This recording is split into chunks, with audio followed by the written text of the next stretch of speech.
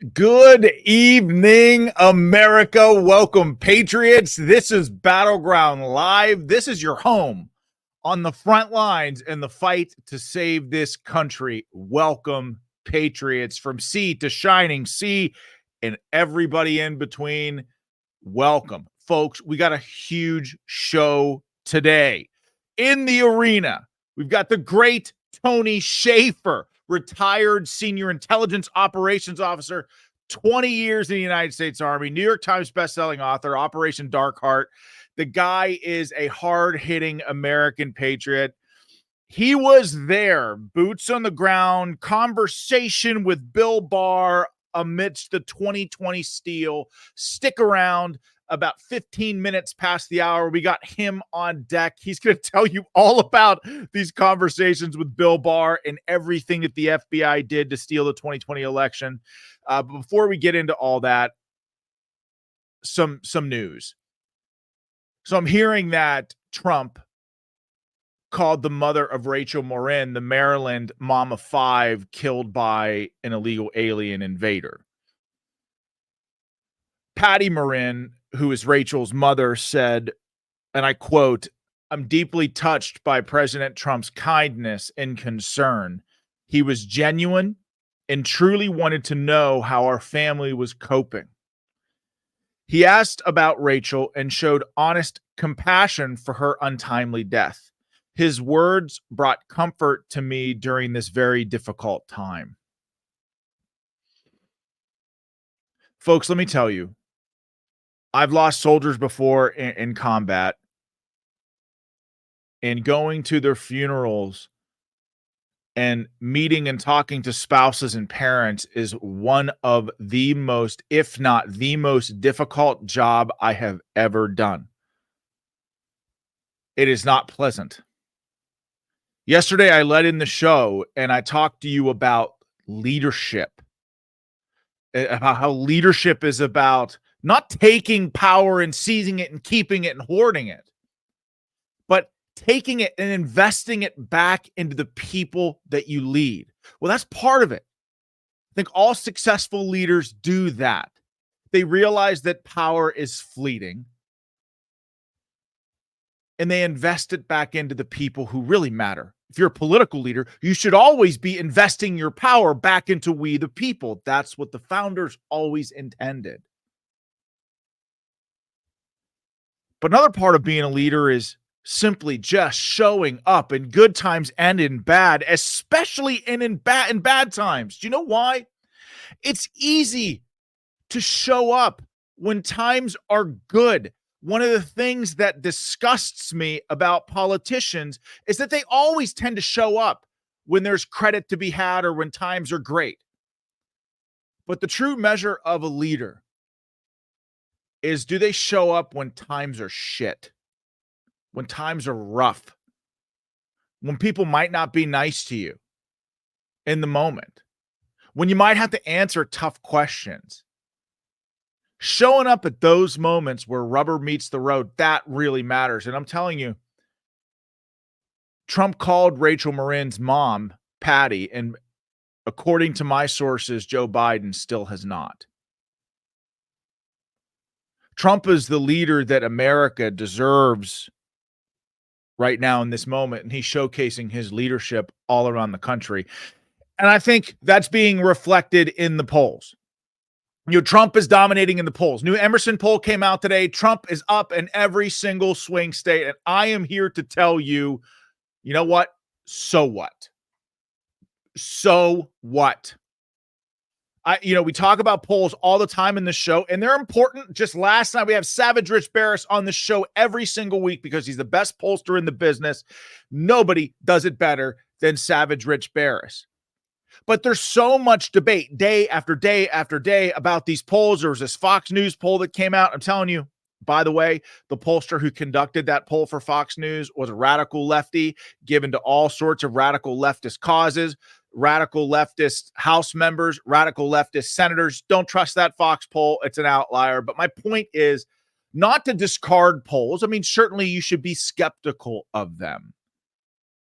Remember what I always tell you with polls. Don't look at just one. Look at the trends. And then after you're done looking at the trends and seeing how the trends flesh things out, who's ahead, who's not, then look at how your opposition, in this case, Democrat mouth breathers, look how they're reacting. If they're panicking, you know they're losing. But my point is this. From now until election day, this movement, we have got to campaign like we are 10 points down.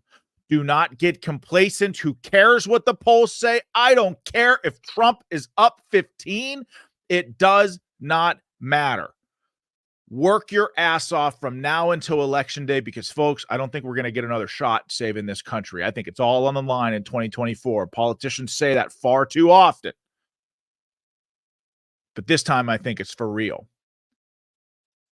All right, so folks, make sure you like and rumble. Smash that little green thumb beneath the video. If you are new to Battleground Live, and we've had lots of new viewers and listeners over the last several weeks, make sure you follow and subscribe to this program. Tell your family and friends to subscribe to this program. This is your home, the home of we the people. This is your show, and it always will be. Okay, I'm going to talk about Democrats and language, and are we a republic or are we a democracy here in just a second, and then we're going to pivot to the fabulous Tony Schaefer. But let me first tell you about sweetamine. Sweetamine is composed mainly of the amino acid glycine, and that's the nutrient our immune system uses to regulate inflammation. Sweetamine, you take it if you've got chronic inflammation. After having served 7 years in the United States Army Light Infantry, I got chronic inflammation. Most of the diseases that make people sick and die these days are rooted in, you guessed it, chronic inflammation, mainly due to a glycine deficiency. We simply don't get enough glycine in our diets. The aches and pains we feel as we get older are mainly due to chronic inflammation. So you see how all of these things are tied together.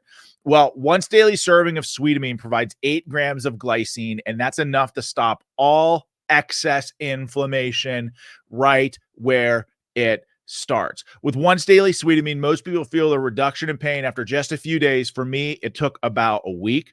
But sweetamine, you can also take it as a recovery drink after you've had a hard workout. So a 12-day challenge trial pack of sweetamine is only $19.95 with free shipping. And it is sold completely risk-free. Use sweetamine just like sugar in your favorite beverage, smoothie, sprinkled on your cereal. You put it in a protein drink after coming home from the gym. You take it any way you like.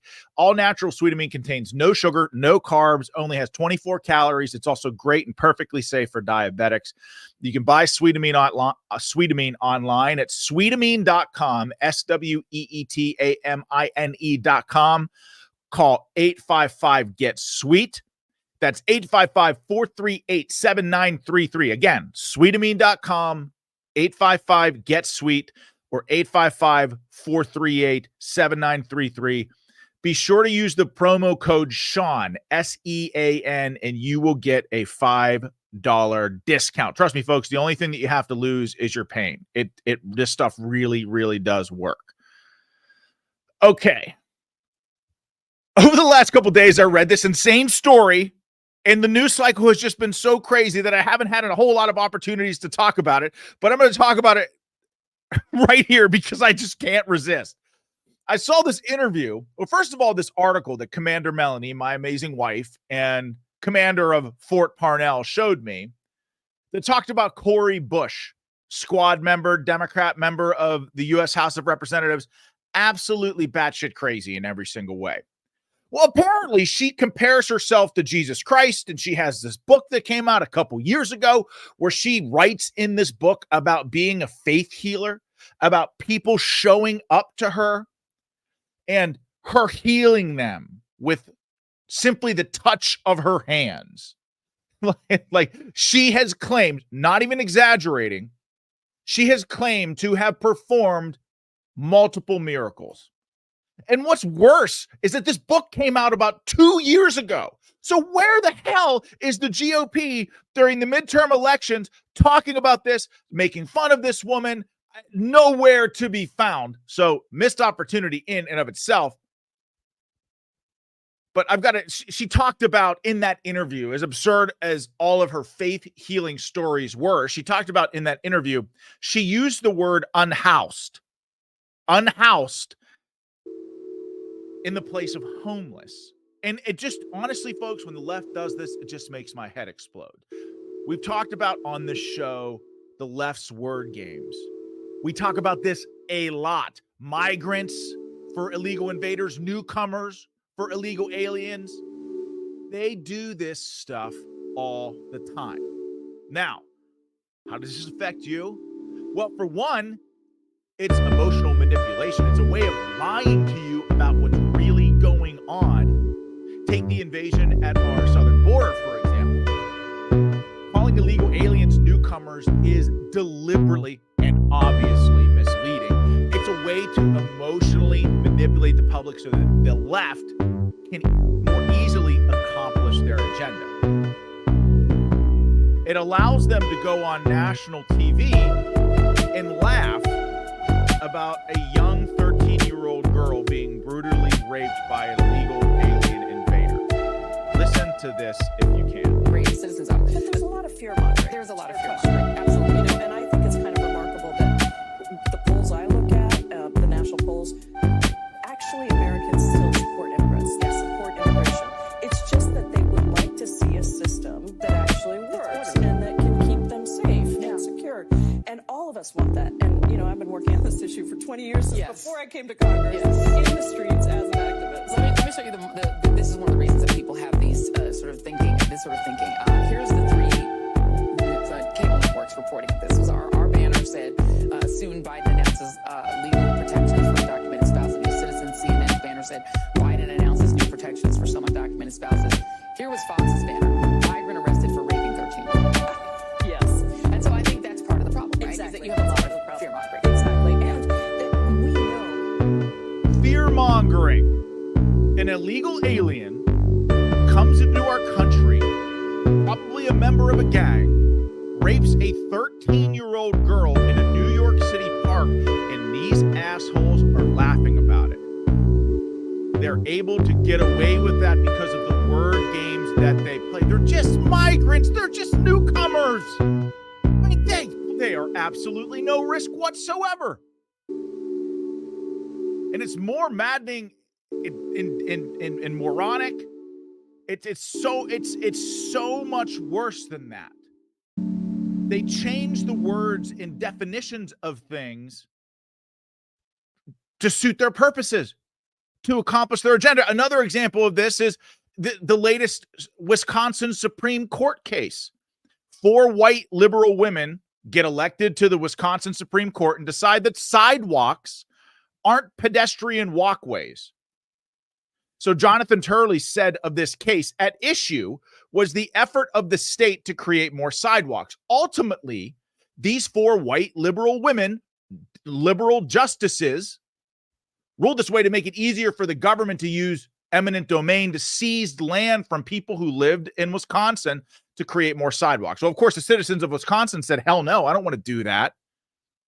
So Turley says at issue was the effort of the state to create more sidewalks. Faced with resistance from homeowners, the state was using eminent domain to simply condemn the land and claim it for sidewalks. However, Wisconsin has strong protections for homeowners, including statutes expressly stating that the power of eminent domain must be strictly construed against the government.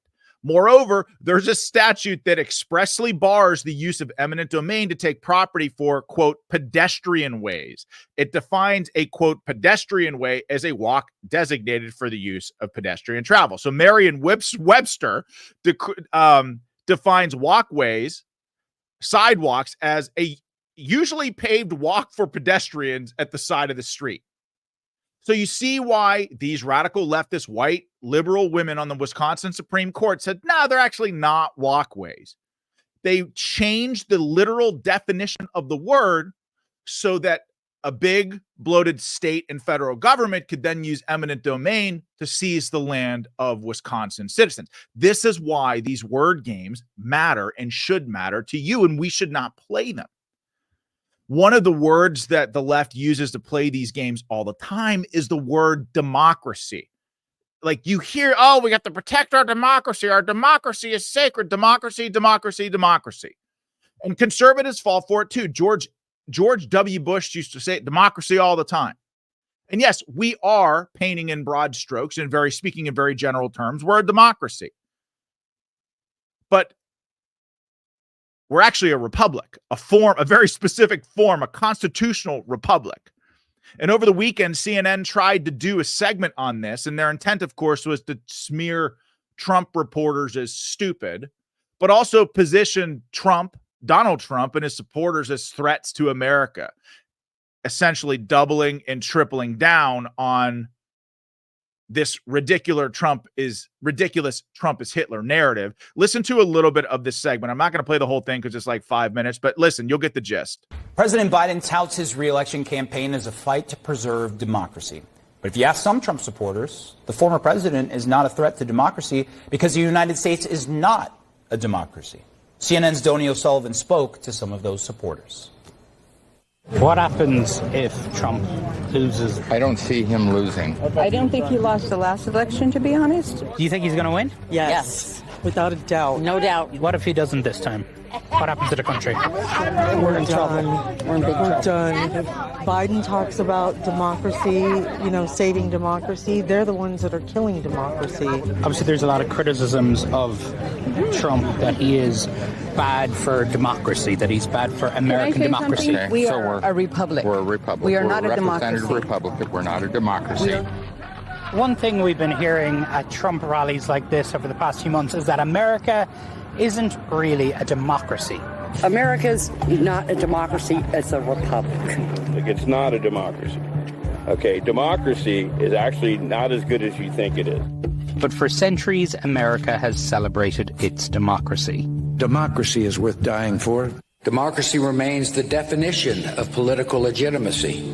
But some Republicans and pro-Trump media are pushing the idea that America is not a democracy. The United States of America is not a democracy. We are a constitutional republic. The United States of America is not a democracy. You don't want to be in a democracy. We are not a democracy. We are a republic. Is America a democracy? America is a democracy. It was founded as a democracy. I've heard a lot of conspiracy theories. I hear a lot of things out on the road.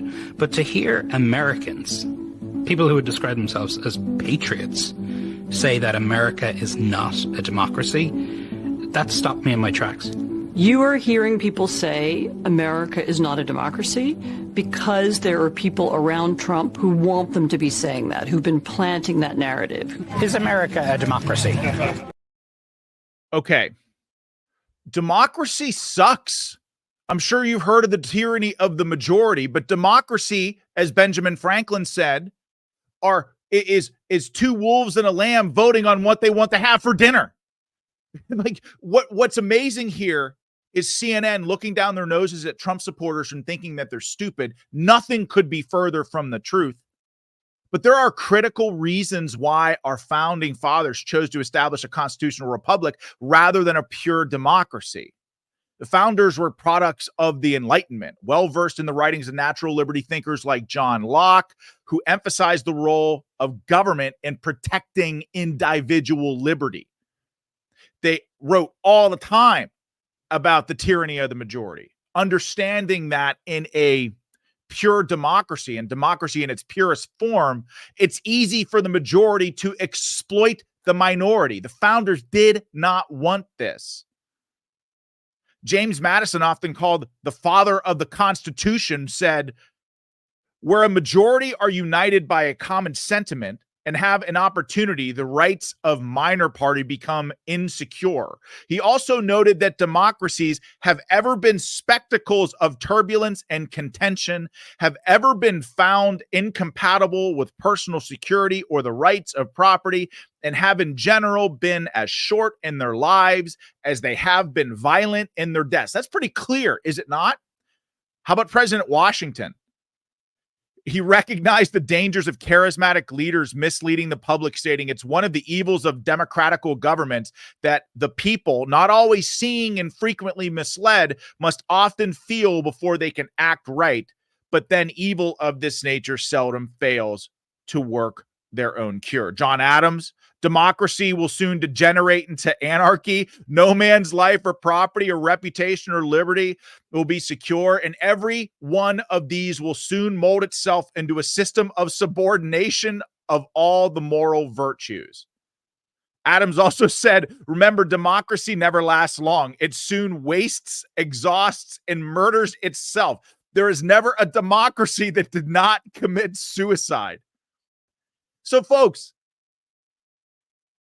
like this, the media are just brazen propagandists. You see what the founders really intended, but the word games that they play are meant to manipulate you and help the left accomplish their goals, and we should not play them. Like anytime the left refers to America as a democracy, if you're face to face with them, call them out. If you're being interviewed by the media, call them out. These lying, we cannot allow these life losers to play these word games, because you see they can have devastating consequences for the people. Okay, I've got Tony Schaefer on deck. Let me tell you about a couple of our sponsors so we can have lots of interrupted time together. First, Prepper Beef. America's food supply is under attack. Beef is the primary target, with everything from climate change to bird flu being wielded against cattle. So it behooves Americans to stock up on long-term storage beef, and we have the solution. PrepareWithBeef.com is a veteran-owned company that sells premium steaks with a 25-year shelf life. Ribeye, New York strip, tenderloin, sirloin. They don't sell beef crumbles. They don't sell the beef chunks that all the other survival company food companies offer. At PrepareWithBeef.com, my listeners and viewers can take up to 25% off with the promo code RVM. Stock up now before cricket burgers become a thing, because you know the radical left's going to try to cram those down our throats soon. So go to preparewithbeef.com, use the promo code RVM. Okay, having silver and gold bars and coins available is great for protecting wealth, but if you need smaller chunks in a pinch, you'll need a pretty solid hacksaw. That's why we're introducing PrepperBarNow.com, the disruptive new product that allows you to carry wealth right in your wallet. These perforated gold or silver bars allow you to easily detach smaller denominations ranging from 1.5 grams to up to 7.7 grams. PrepperBarNow.com isn't prepper food, it's prepper wealth protection in these crazy, crazy times. So you got to check this website out, folks. It's really cool. Go to PrepperBarNow.com and have these innovative bars sent to your home today to keep in your safe, in your wallet. You can even be like Bob Menendez and sew them in your favorite jacket. Although, of course, you wouldn't be committing a crime. Again, that's PrepperBarNow.com. Check it out. Really awesome stuff. Okay, so we got Tony Schaefer on deck. Let me just tell you before we bring him on, Tony Schaefer, just to remind everybody, retired senior intelligence operations officer, served 20 years in the U.S. Army. He's a New York Times bestselling author of Operation Dark Heart. Let me tell you something about Tony. I've known him for a long time, and he's been going toe-to-toe with the United States government on a lot of fighting for truth and justice in the American way for a very, very long time. So without further ado, let me bring my buddy on, Tony Schaefer. Tony, welcome, my friend. How you doing? Hey, I'm going well, Sean. Thanks for having me. I appreciate the introduction, and I'm amazed I'm still breathing after all of the nonsense that I've had to go deal with at times. So. So first of all, you got to, okay, so I know your background. Actually, a lot of the people in the audience know your background too, because when I told people that you're going to be coming on the show, they were, of course, really excited about it. So, but remind folks, friends who are listening, might not know your background, about like who you are, like your time in the military, the book you wrote, how the government totally screwed you over on the book that you wrote. Well, I'm a retired military case officer, which is we are all trained by CIA. We come back to DOD, do our thing for certain units, which you and I both know very well. And I started off with the Ohio Army National Guard, got my commission at 20 years old. I was actually commissioned before I had a degree because I got into special program, special things. So I ended up being an intelligence operative very early, and people are still trying to figure all that out. I had people in college, my college friends said, yeah, we heard rumors you were doing stuff, but we didn't believe them. So I guess that's good. So I ended up going through doing counterterrorism, counterintelligence. I did the spectrum of everything from combat to strategic. Got thrown out of countries by chiefs of station for places I wasn't supposed to go. Rick Prado, one of my friends on Facebook, Rick was the guy that delivered the news. He was deputy chief of station in a certain country. It's like, we still joke about it. It's like, yeah. So I ended up at a very early age being the youngest ever chief of Army's clandestine human intelligence program at 30. Ended up running off the, just like the movies, off the books operations. ended up over at, it's like, Jim Woolsey and I became friends. I know Jim still, former director of CIA. And then I ended up at Defense Intelligence Agency. We all ended up there as part of clandestine human, defense clandestine human. And I did the first undercover cyber unit called Stratus Ivy. We did a lot of the things people look at now regarding digitization, messaging, all that stuff. We started figuring out in the late 90s. We did something called Able Danger, which was actually an offensive operations suite against Al Qaeda using the tiered units. General Pete Schoolmaker was commander at the time. I was a whistleblower because after that, somehow the 9/11 Commission, didn't bother to investigate the fact that we had found 2 of the 3 cells which conducted the 9/11 attacks. That was inconvenient. So, let's not talk about the fact we knew these guys were up to no good and we knew where they were at. Let's just delete that from history. That was my first big encounter with the government. And then I went on to continue to do things. Wrote a book called Operation Dark Heart, which you referred to. I got a copy here, I think. Yeah, show it to us. Yeah, Operation Dark Heart, which covered my time as the senior clandestine guy in Afghanistan in 2003 and 2004, my 2 tours. And by the way, the purpose of Dark Heart was to go after Zawahiri. We had found Zawahiri hanging out in a place called Wana, Pakistan. They still don't want me talking about this. And because a certain guy named General David Barno took over and didn't believe that it was our job to go into Pakistan to get bad guys. Well, I guess we had to eventually, didn't we there? Sean, just saying. Just saying. So, and we were going to do it without. Great if somebody wrote a book about this and told us that I know. It earlier. I know this is 2003, 2004. We were contemplating this. It's like, no, we got to trust the Pakistanis. You can't trust the Pakistanis, but he didn't believe us.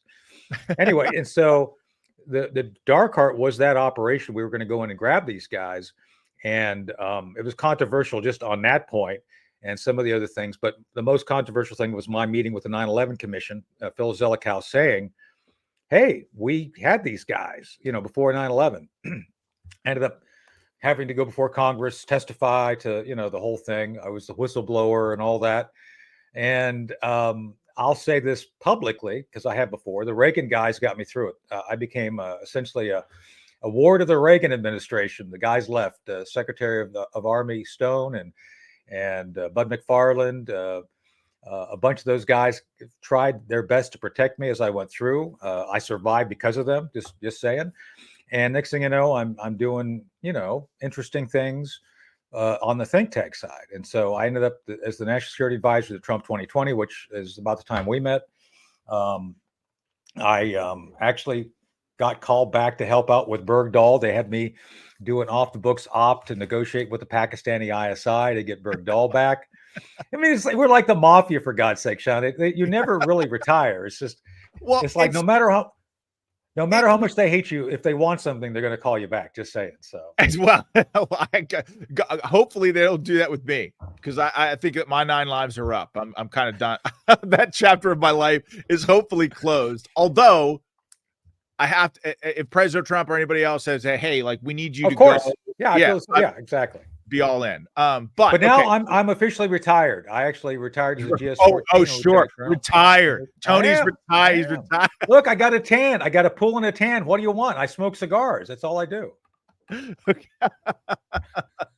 So I saw this story last week, okay? Because you've been heavily. So my point. So it's for everybody listening in watching this. Tony is not some crazy conspiracy theorist, tinfoil hat wearing. He's been involved at the tip of the spear, protecting his country for a very, very, very long time, like working in non-conventional and conventional roles, like very well connected. He's not, so I say that as a preface to this article from the Gateway Pundit, because, huge, like from this article, the headline: Postal Service releases final report. Contract driver Jesse Morgan vindicated. Report confirms he hauled a trailer of ballots from New York to Pennsylvania in late 2020. So, talking specifically, Tony, about the 2020 election, what's interesting about this is that I was running in that cycle. You were. I remember President. That. I was hoping you'd win, obviously. Yeah. President Trump and I talked about this often in the lead up to the election, but we knew exactly what the Democrats were doing, mailing out all of these no excuse mail-in ballots everywhere. In fact, Allegheny County, which is in my area, mailed out 30,000 mail-in ballots, not applications, but ballots to the wrong addresses. And I had to go to court to fight Mark Elias and all of these Democrats, the Democrat lawfare machine, to say, wait a second, you can't count ballots that are from outside of my district in my congressional race, especially when those ballots come from the city of Pittsburgh.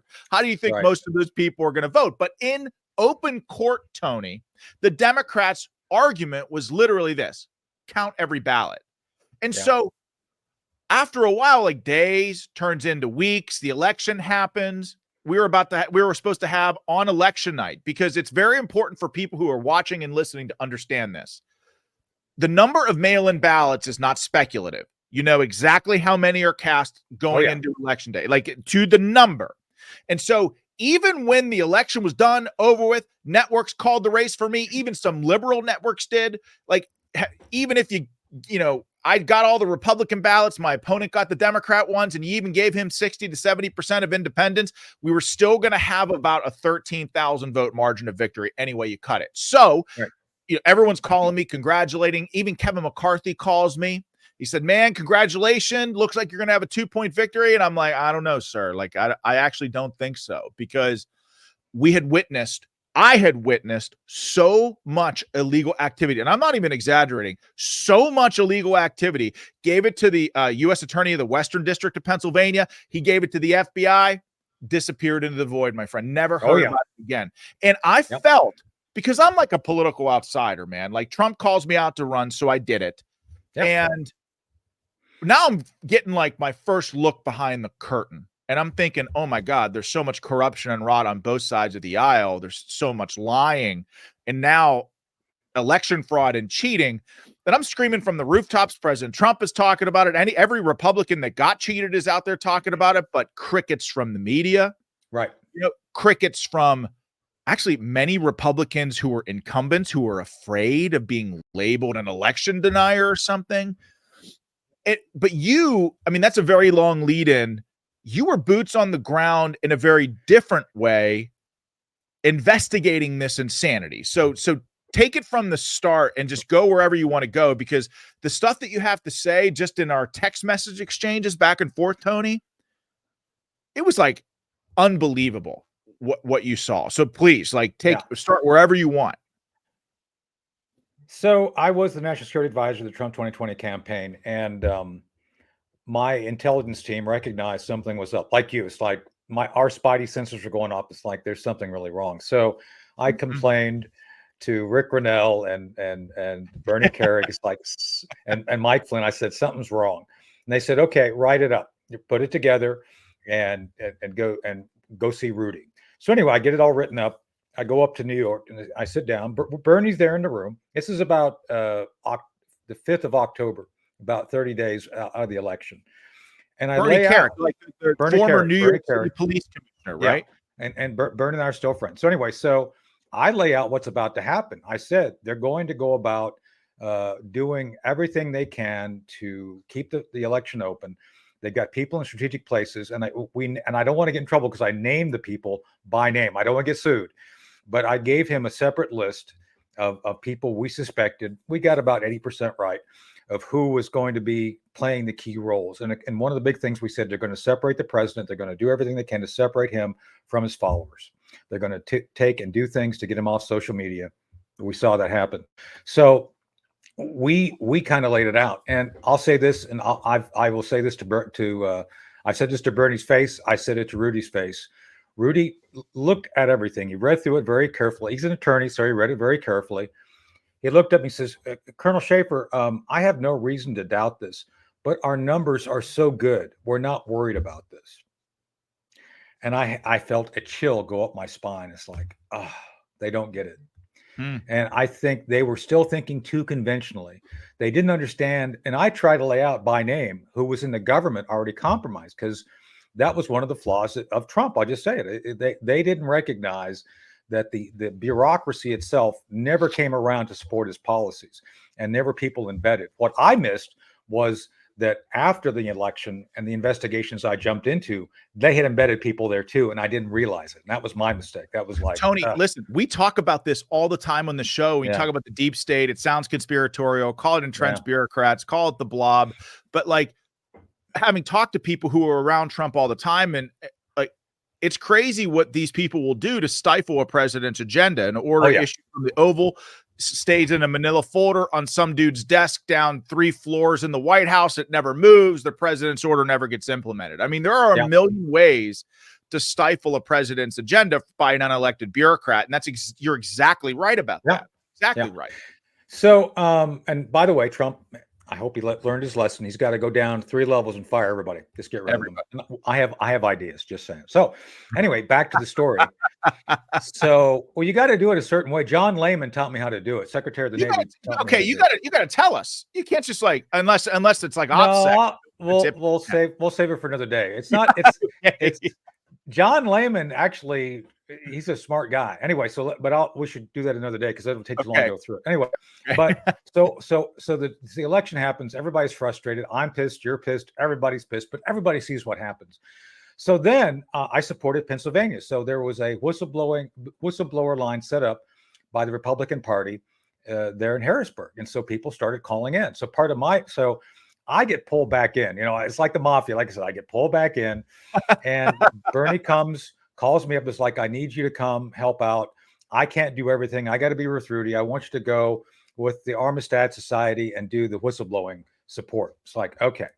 So literally within less than 24 hours of being assigned, I'm on a private jet flying into Pennsylvania to one of the remote locations to meet with Jesse Morgan to do the screening. I mean, less than 24 hours. So I can say this. Morgan was the Postal Service driver who drove the ballot from New York City to Pennsylvania, and who the hell else knows where. So Jesse Morgan called the line. By the way, his family is Democrats. They are not Republicans. I would never think he would never consider himself a Republican or a conservative. He just saw something and had to say something. This is well documented. So on the flight, I'm talking to we have local investigators. I'm doing the due diligence on Jesse. He's got a criminal record. He's done some things when he was younger. He had some issues, but he cleared it all up, got right, and was able to work for the Postal Service with, he got a background check and everything. So he was an upright citizen. So I get up there, do the screening. Phil Klein is there. I was assigned to work with Phil Klein, and he's legit. It's like we huddled after the initial. This is all on tape, by the way. This was all tape. It's available out there. I don't know where it's at, but it was all on tape. And it's like, yeah, this guy is real. So I had to come up with a plan to protect him, to get him to safety, to put him into essentially a form of voluntary protective custody. And then I had to do deeper due diligence. We put together a red team, which looked at the entire process. To basically, without knowing Jesse existed, we took former postal inspectors and postmasters generals and had them literally on my ops headquarters in Arlington do an entire wall. I mean, a huge wall. You've been in those conference rooms and hotels. Yes. They did an entire butcher board of how the process worked. I said, just explain it to us like we don't know. So they explained bulk mail, local delivery, how it all would work. And then without Jesse knowing and without them knowing, we basically said, okay, thank you for doing this. I'm going to tell you a story. And is it possible? So I lay out to these guys what Jesse said.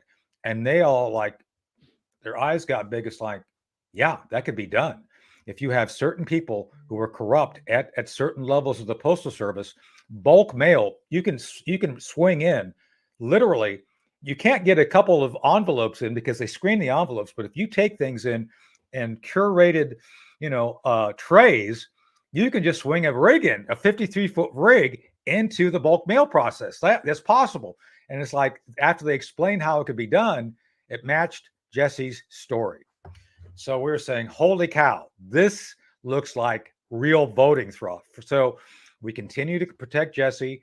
We're dealing with the attorney general up there in Pennsylvania, trying Josh to give them Shapiro. yeah. Democrat No. The federal guy who basically did a letter. Oh, Bill McSwain. Bill McSwain. Yeah. So Bill is kind of listening to us. And so as I go through and start developing how to protect, how to validate, and how to essentially get him out and release him to the public, I start considering how to get it to Bill Barr. I figure this is important enough to get it to Bill Barr. In the meantime, not my choice, but Phil Klein decides to go public with what we have. So, and this is all on YouTube. Phil Klein does a big press conference in Arlington. It was covered by America's Voice News and several other networks. And Phil talks about several whistleblowers, and to include Jesse Morgan. Now, I do a detailed briefing on the Jesse Morgan thing. I'm on tape. You could go check it out. It's still there. And I lay out what we found. And to summarize it, we had found that approximately 30 days before the election, Jesse Morgan, who's a bulk carrier who moved bulk mail from Bethpage, New York to Lancaster, Pennsylvania, 4 nights a week in the middle of the night. You know, they moved these big old 53-foot rigs of full of mail. He was given a trailer full, about 62,000 ballots of curated, ready-to-count ballots 30 days before the election. Now, he was told, oh, you're taking the ballots. And it's like everybody there at Bethpage seemed to think, oh, it's no big deal. This is just take it down. And he looked back in the back because he was like curious, and he saw these ballards, these big old boxes, big old, size of a desk boxes full of envelopes, which are in trays. And these trays are ready to count. These are ballots, Sean, that were curated and ready to count. Our estimate is 62,000 ballots. Already filled out? Like already? Yeah, ready to go. They were already in the envelope as if they'd been mailed. So they would then, this is like they were mailed. They were mailed. And then they'd been put together and curated so they're ready to be given to the election folks, opened and counted. Get the picture? Yeah. So basically, they would open them, count them. They'd open them, they'd scan them, and they'd count them. That's right. That's right. So, and this is 30 days before the election in Bethpage, New York, and this is a 53-foot rig. So, first off, they looked pristine. It was like far more pristine than you would see things coming through the mail that had been mailed. Right. You know like if you get a mail ballot, it's folded, it's in a secrecy envelope, it's beat up. Yes. None of that. It's all very neatly done. And so he took it. Jesse drove it from Bethpage down to Lancaster, and he gets to the facility and they won't let him in. It's like he stopped at the dock. Now, one of the things notable to the report you mentioned, the IG report from the Postal Service, everything in the postal system is documented. If you're one of those guys that moves this, you get a little piece of paper about this size. Every time you go in and out of a facility, that's your ticket. And then once you get that, you have to hold on to it because it basically is the evidence you did your route. And oh, by the way, there's a digital artifact as well put into a system. That's why the postal system was able to confirm what he did, because the electronic evidence was there. And so when we got to that point of where we confirmed his story, we confirmed the basic facts, we had another investigator who's a former FBI guy up in New York doing the Bethpage investigation, going on that end. I don't want to bring his name up because he's an anchor on one of the TV networks now, and he's a dear friend. I don't want to get anybody in trouble right now. I'll let them speak for themselves eventually. Sure. Anyway, so we're continuing this investigation across the board, even after the press conference. So then I mentioned the Reagan guys were my mentors. I call Ed Meese, former Attorney General. It's like, Ed, we've got a case, several cases that we believe are valid clear evidence of election fraud. I mean, big fraud. And we need to talk to Bill Barr. And so Ed being Ed Meese, I love Ed. He says, okay, Tony, I don't doubt you. Write it up. Give me a 2-page summary, and I'll send it to Bill and ask him to meet with you. So I write it up. I put it all together. I've shared the document with several folks. I have no problem sharing it. And these things take a few days. Working at that level, it takes a few days. So anyway, several days go by. This is after the press conference. This is after the press conference that you see me talking about Jesse Morgan. Jesse Morgan makes comments. Phil Klein makes comments. It's about 3 days after that. And by the way, Tony, like, they are smearing Jesse Morgan. The media, conspiracy theorists. They're trying to ruin this guy's life. He had nothing. They're going after nothing to gain. Homicide Project, going after you. They're going after Phil. Yeah. They're going after. I mean, I was there because they were going after me as well. Like these people came to my home. And I just didn't care. It's like, my job is to investigate, and my job is to call balls and strikes. I just it's like, I don't care. You're not going to get under my skin. I've had my time in the sun. Thanks. Right. So I continue to be, it's funny. Sometimes I show up on operations, and like, I was in one of these things, and I was in the back of a van at night, and I come up to the front, and the driver's, Colonel Schaefer. It's like, yeah, I'm not completely retired. Sorry. But anyway, that's another story. Anyway, so we're going through and we're doing all this. So Ed calls me. He says, Tony, I just got off the phone with Ed Meese. I'm sorry, Ed Meese. Ed Meese calls me and says, I just got off the phone with Bill Barr. He's got your document. Expect a call from Donahue, this guy named Donahue. Or you can call him. Here's his number. So I write down the number. The Donahue was the principal deputy to Barr. It's like, oh, great. I feel a sigh of relief. Finally, we're going to get to Bill Barr. Bill's got to see this. So I actually pick up the phone to call a member of the mainstream media who I was keeping informed of this. I will leave her out of it. You all can speculate who that was. It's a female. She's still around. And by the way, her network wouldn't let her cover it.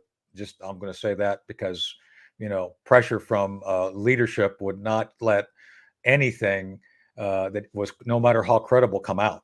Anyway, so I believe it. No one covered it. No one would cover it.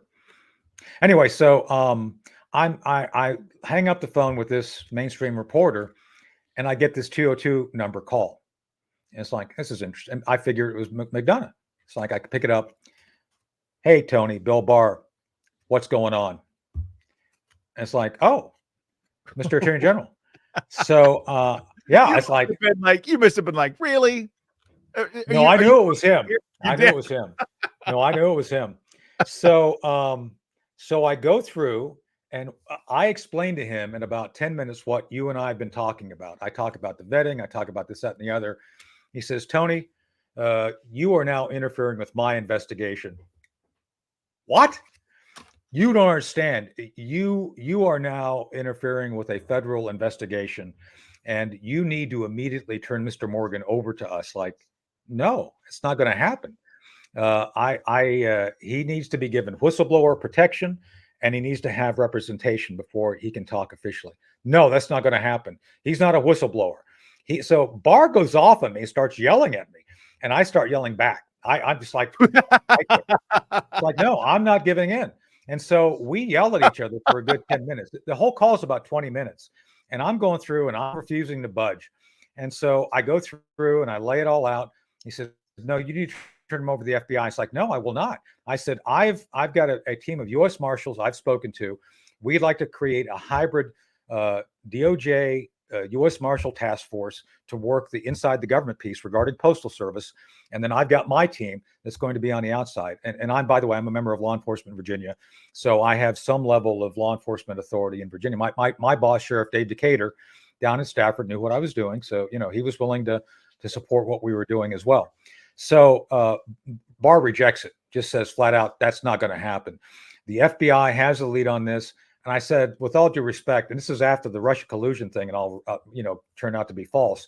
I said, with all due respect, the FBI doesn't have the best reputation. What do you mean by that? It's like, it means exactly what I said. You can't, I don't trust the FBI. Well, you don't have a choice. You will have Mr. Morgan at Washington field office of the FBI by 2:00 today. I will not. And so at this point, I've got to talk to Mr. Morgan. I will, again, continue to work to get him whistleblower protection. There's a process. We have someone in mind. By the way, we had a former DOD IG who was willing to shepherd him through the whistleblowing process. I don't want to mention his name, but he'd already signed a board, and we were looking at that point for representation, a good lawyer that could go in the room with him and protect Jesse, because talking to the FBI, well, I've been undercover with the FBI, but that FBI is long gone. I don't think, from all your experience, recent experience, and my recent, you can't trust them. I mean, they're showing up at doctors' houses now who oppose child sex changes. Right. Like, hey, I saw that video sit down around the dinner table with you and I can give you my shtick. Like, so I said no, and I refused. So I was pissed. And so I collect my breath. And before I could get out, we had a little safe site set up, by the way. This is a little safe house we had set up. And before I could collect my thoughts and get out the door, Bernie Carrick calls me. He says, get your stuff and get out of there. You're fired.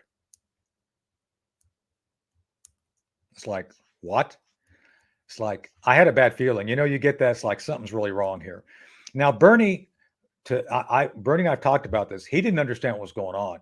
He was told that I was out of control and I was refusing to take direction. Well, it's true. I wasn't going to take what I consider to be illegal orders. As officers, Sean, we're told you don't take illegal orders, and depriving a citizen of their rights, depriving citizen of the right of representation, being railroaded by the FBI. I think that constitutes an illegal order that Bill Barr gave me. So I refused, and so I was fired. And Bernie was lied to. Bernie basically said, I had no idea that what they told me that you were doing was incorrect. So they lied to me. So next, I am literally, get your stuff. You're off the project. Get out of there now. As in, like, you will leave now. That was the directive from Bernie. So I was like, okay, I'm out of here. So I get my stuff. And as I get my stuff, I get in the car to leave. As I'm driving out of this hotel that was our where we're at, Phil Klein is loading Jesse Morgan into a van to take him down to give him to the FBI. And that was the end of the operation. That was the end of Jesse Morgan. He lost credit. He lost protection. And then it was like throwing a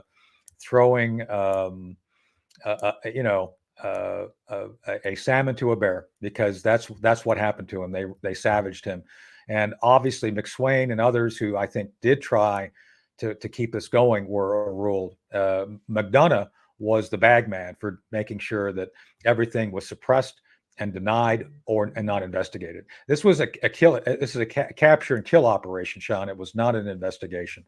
So they captured Jesse Morgan and they killed the investigation. That's what they did.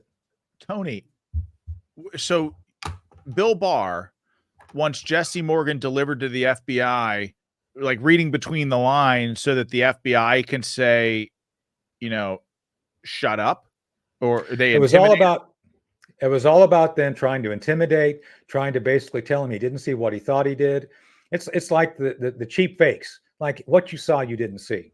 Yes, and that's what they did to him. And it basically it's like they then tried everything they could to dismantle his story, to keep him off kilter. He tried his best to keep going. He was on Lou Dobbs. Lou and I have talked about this. He tried. He didn't give up. But the media was against him. And once Klein caved, it was all over. Again, let me be very clear on this. We were working with a team to make sure that Jesse had whistleblower status. We had a process for doing it. And we had several lawyers we were looking at for representation. Phil Klein decided, I'm just going to turn him over to the FBI. So I think had he been given whistleblower status and a lawyer, he couldn't have just been kind of disappeared by the FBI, but that's what happened. Here's the crazy thing about this. And I've said this before, but I'll say it again here because it applies. If you're Joe Biden or you're the United States government and okay, we've got this pandemic, we're coming out of lockdowns, we've implemented mass mail-in ballots to protect from the pandemic. I mean, that's what they said. I know people who are listening can't hear the air quotes. I'm being sarcastic, but they roll this stuff out.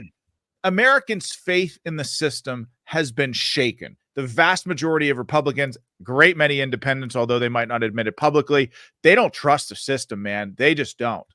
Yep. So if the FBI, if there was nothing wrong and they had nothing to hide, why would the response just not be?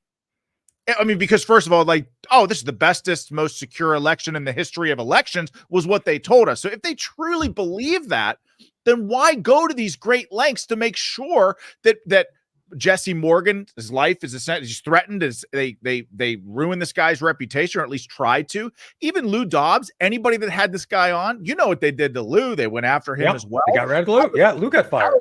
Rudy Giuliani, right? Going after him. Anybody that looked into this, they went after. So all of this taken together is like, well, clearly they stole, clearly they rigged it. Like, clearly this is real. I mean, otherwise, why go to these lengths? The FBI was essentially one big deep state cover-up machine for the 2020 election. They were an extended element of the DNC, as far as I'm concerned, because that's all they did. And yes, Sean, to your point, I see this like you, and I do a lot of public talks, and I say, yeah, 2020 was a stolen election. I don't care what anybody says. I would best what I saw personally. I can't attest to every single instance, but I can tell you that these ballots, and the theory of the crime is this. Let me give you the end of the story. We believe those Jesse was told to drop the trailer at some remote location. Sean, you never drop a trailer and leave it, ever. It's a controlled item. This is like taking a van of M16s and just leaving them in a Walmart parking lot somewhere. It's like, you don't do that. But that's what he was told to do. He was ordered to do it, and he never saw that trailer again. That trailer went missing. Now, we believe that trailer was a necessary piece of the cheating in Philadelphia, because you know and I know what they had to have. They had to have artifacts to match that curve. They had to have something they can point to, say, yeah, see, these are all counted. We counted these. So that's what happened. That trailer got moved into Philadelphia. Who would notice a 53-foot trailer going into a postal facility? And it sat there. It sat there until that night. And they decided, they knew basically they had 620,000 ballots. They were going to pull from that trailer just what they need to be able to win. That's why they did it. That's how they did it. And I will stand by this investigation, by Jesse Morgan, and what happened to my death. God, Tony, man, this is unbelievable. I mean, it's not unbelievable. I experienced it too, but just to hear you talk about it firsthand. I mean, you know, Tony, this is why I wanted you to talk about your background a little bit, because the media would have, I mean, the media, they'd have us all believe that you're some crazy tinfoil hat wearing conspiracy theorist that there's a flat earther and believes there was no moon land. I mean, well, my nickname at DI was Spooky, but it was more because of the Fox Mulder aspect than being wacky. So no, they gave me all the things that nobody else wanted to do because it would be career ending. It's like, I didn't care. I'll just go do it. You know, what the hell? So let me ask you this. Yeah. I've said on the show before, like, I think, you know, you have people like Bill Barr who are just, and a lot of these traditional Republican or never Trumpers that are part of the deep state. Right. You know, I served in that community. A lot of these guys are neocons, like these folks who are in the military community. It's just all they know. It doesn't mean they're bad people. It's just they're around that all the time. It's just what they know. Now that they've experienced, a lot of these Republicans who maybe were part of this or knew about this, they've experienced 3-4 years under Biden. Are they throwing their hands up now and saying, okay, we got to have Trump back, because even though we didn't like the guy, like, he's a million times better than Biden. And, you know, because I think many of these people thought, well, Biden, just lunch bucket Joe. He's worked with Republicans. He's worked with Democrats. He's not as fast on his feet, but he's still a moderate, right? You know how all these DC insiders think they're completely detached from reality. I mean, I guess where I'm going to is like, what's their plan in 2024? You have to have some sense about that. I mean, obviously I've said it's clearly to get illegals to vote. I mean, that's clearly what they're trying to do. Yeah. But what's 2024 look like in your opinion? Well, let me give some context. I agree with your comment. Let me give some additional kind of so Barr said recently he'd vote for Trump. Now, the reason I think Barr did what he did to me and others, the deep state, the permanent bureaucracy, the neocons did in fact think that Lunch Bucket Joe would be good, but they were thinking about Lunch Bucket Joe era 2000, 2001, when he was a moderate. They didn't understand that he was so addled, so compromised, that he would be the vessel for the most extreme elements of the left. They didn't understand that. I think that's what they've woken up to. That Wow. the Joe Biden of 2000 is not the Joe Biden of 2024. He is simply too compromised to know what he's doing, and I'm being totally honest about that. So I think that's what the neocons have figured out. It's like, yeah, this went too far. Bill Barr's job was to protect the infrastructure, to protect the bureaucracy. That's what he did. So I'm sure he has no problems throwing Morgan under the bus, throwing me under the bus. He didn't care. He was trying to protect the institution of DOJ and the FBI. They are institutional. He said so it. That's why he did it. When he endorsed Trump. I played this clip last week when you and I were texting. He endorses Trump unprovoked, and Trump, his response to that was hysterical. But he basically is like, given two bad choices, like Biden and Trump, I'm gonna go with Trump, because liberals are a threat to our institutions. And I thought to myself, well, that's it. Institutions, that's big it. Bureaucracies, like they exist to protect themselves. Look at what they did during the hearings regarding the Russia collusion narrative. Nobody really got in trouble except for one guy, one lawyer who lied. They protected Comey, they protected McCabe, they protected Strzok, all those guys. They all should be in jail. But no, they were protected because they were protecting the institution. That's why they did that. That's what Barr did. So okay, so Tony, where can people find you? I mean, I know you're the host of an awesome podcast, The Hard Truth, right? Where can people find you? Buy your book. Tell us all about that, because I want people to support you, man. Sure. So I run something called Project Sentinel, projectsentinel.com. It's kind of our new think tank. We shut down the London Center. We're process of shutting it down, which was in Manhattan. A hint, conservative think tanks in Manhattan, they don't last long. It's tough to run because nobody likes, as you noticed. So we're now kind of drag going after you, or what? No. It's just no money. And it's like, you can't run a think tank without fun. So Dr. Herb London, his legacy will be protected and supported through Project Sentinel. He was a great conservative who survived somehow in New York. Anyway, and then I'm on Twitter, T-Spooky. And then, you and I are on with Ed sometimes. I'm actually now hosting Mondays and Fridays, Wake Up Patriots on Rumble on behalf of Ed. And so obviously we'd like to have you come on sometime again and talk.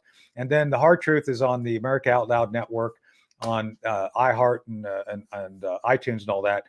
And my job, you've heard DEI, right? So yes. we are EIE, educate, inform, and entertain. So that's our job. So we do our best to keep people informed of what's going on. So Sean, it's been a pleasure, a true pleasure to be on with you. Thank you for having me. You are a freaking patriot, my friend. I would love to have you back soon. Of course, I'll come on Wake Up Patriots. Anytime you need me, man, I'm there. But thank you for being so gracious with your time. It's just a mind-blowing story, brother. I'll see you soon. Thank you. See you soon. All right. See you, Tony. Take care. That is the great Tony Shaffer. Such a great guy, such a fabulous American patriot. This country is better and lucky to have people just like him a part of it. Okay, so I got two things to show you, like these two funny videos, and then we'll pop smoke. But let me tell you about a couple of our sponsors. Debt. You go to bed thinking about it. You wake up thinking about it. Here's the truth. The system traps you in debt. High interest credit cards and loans make it nearly impossible to pay off your debt, and insane inflation keeps you stuck paycheck to paycheck. Done with Debt is your lifeline. Done with Debt has an ingenious new strategy to help you erase your debt faster and easier than you thought possible. Done with Debt analyzes all the debt options you qualify for. They know how to reduce bills. They know how to cut interest rates. Their skilled staff of negotiators know how to get debt out of your life permanently without bankruptcy and without a loan. Done with Debt are the experts in brilliant strategies for eliminating debt, but you need to hurry because some debt solutions are time sensitive. Here's how easy they make it. Go to donewithdebt.com. That's donewithdebt.com. Select VNN, Vigilant News Network, at checkout. That's donewithdebt.com.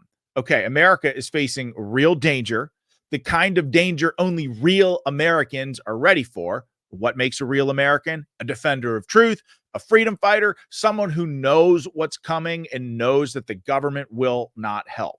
Real Americans prepare with My Patriot Supply.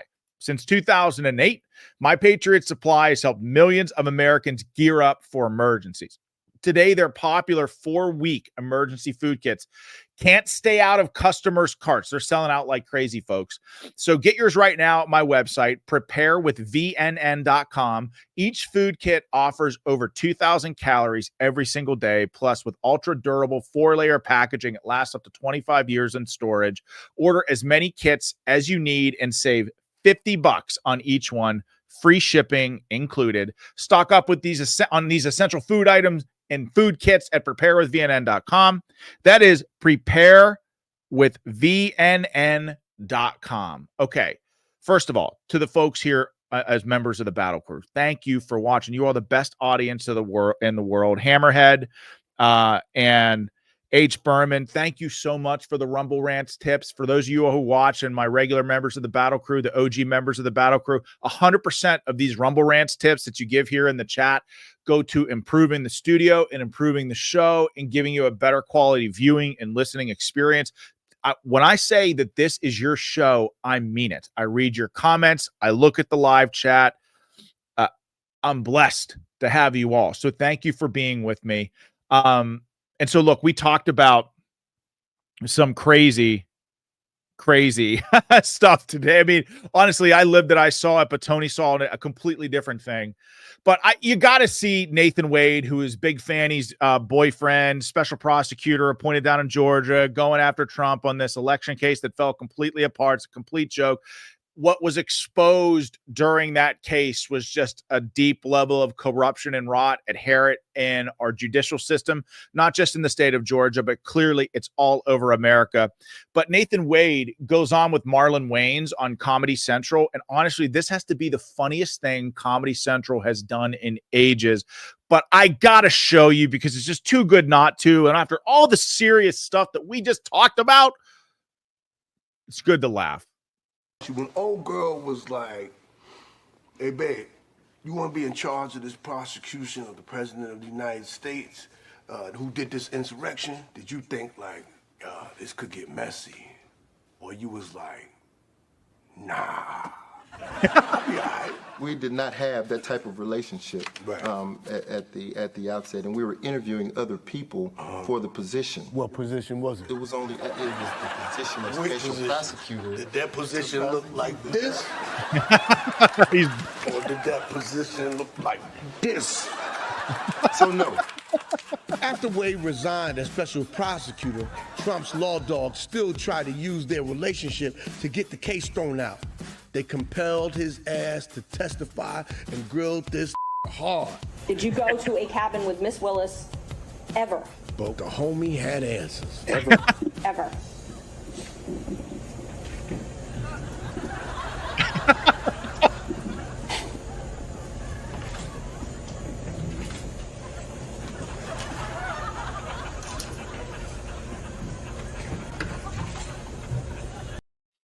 Folks, I tell you, we live at a precarious time, but we've got to be happy warriors throughout all this. We can't allow the left to get us down.